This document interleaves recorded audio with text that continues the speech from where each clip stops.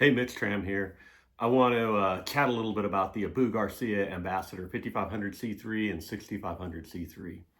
These rules have been around forever and people are still fishing them today. The question is, should they be? What are they still good for? So once again, we're looking at the 5500C3 and the 6500C3. They're old school reels that are still being produced today and sold today, which says a lot in a world full of high-speed, low-profile reels.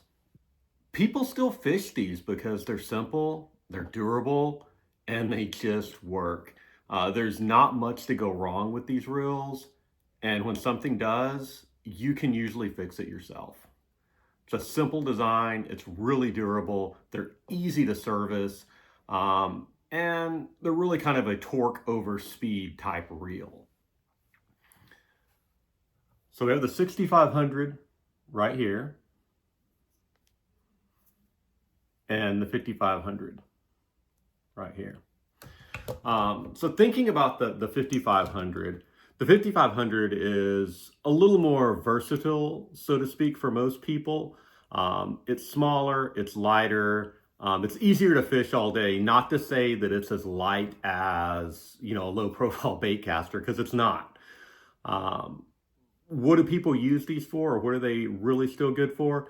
Maybe casting a little bit heavier plug type lure, and also fishing like live bait or, dead bait under a popping cork or on the bottom. Freshwater versus saltwater, it's good for both. If I'm being honest with you, here's my 5500 that was the very first reel I ever had that was a bait caster.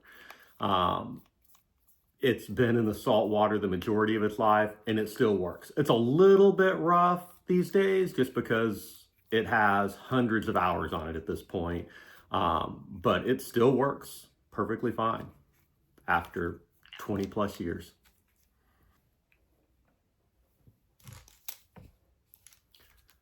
This is a 6500.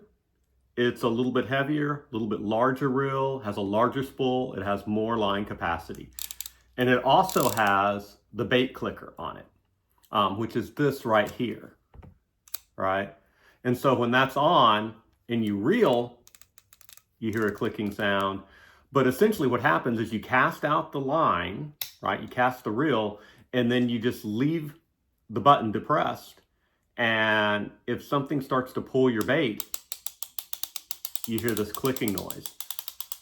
So people that fish for carp, people that fish for big catfish, maybe striper, things like that, where you need that alarm, you want to let the fish run a little bit, you want to be aware that they're running, so you know when to reel and set the hook, right? So that's a big benefit of this reel. Essentially, people are going to typically fish heavier baits with this, bigger fish, catfish, striper, those sorts of things. Maybe even a little bit of surf fishing with it. So where do these reels still shine? It's really mostly about durability and a little bit of power, right? They don't care so much about heavy line or heavy baits or big fish. That's kind of what they were designed for. And when I say big fish, I'm talking, big catfish, stripers, things like that. I'm not talking about, deep sea fish. Line capacity, now when you're looking at the 5500, 12-pound mono, you can get 240 yards on it. You get 320 yards on the 6500. Their gear ratio is 5:3:1, and they have a 15-pound drag. So, kind of a slower gear ratio, pretty decent drag, and just overall, they're very durable. They're built with high quality, durable materials. They're built with aluminum for, the side panels here. The gears are mostly brass or stainless steel, and the bearings are stainless steel in them. So, they're really designed for long-term heavy use. Now, where do they struggle? Well, honestly, these are not really a beginner's reel. If you're used to using a modern bait caster, these will probably punish you. They're, slower gear ratio, they're heavier, and if you haven't mastered your thumb control, they're going to backlash on you pretty quickly because there is no magnetic brakes on these reels.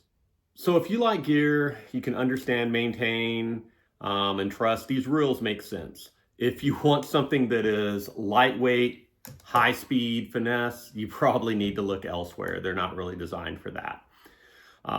They really are gear that has just the essential durable parts in them, nothing fancy, with a simple design, and they last forever. Thinking about line choice. Line choice is really a personal thing. They will work fine with both mono and braid. Braid is going to be great if you want to put a heavier weight line and get a lot of it on there. So you could, definitely put your 30, 40, 50 pound braid on here and get plenty of line on it. It's also going to cast better with braid. Mono, if you want something that has a lot of shock resistance like mono does, then, that makes sense. Probably want to stay in the 12 to 20 pound range so you can keep enough line on the spool with mono. Once again, it doesn't have the advanced magnetic braking. So when you think about like really heavy stiff line, you're probably going to run into a lot more backlashes with this reel. And as far as the line, when you put on it, you want to fill it almost all the way up on the spool, like most, bait casting reels. You want to leave about 1/8 to 3/16 inch from the edge of the spool so you can get maximum casting distance out of it.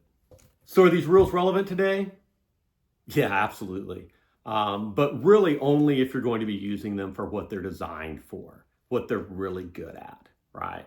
So, you want to keep that in mind. This is a great reel for fishing live bait, for fishing, popping cork, fishing on the bottom. If you're going to be throwing lures all day long, you can probably do it with the 5500, but it's going to, fatigue you after a while. You're definitely going to feel the fatigue.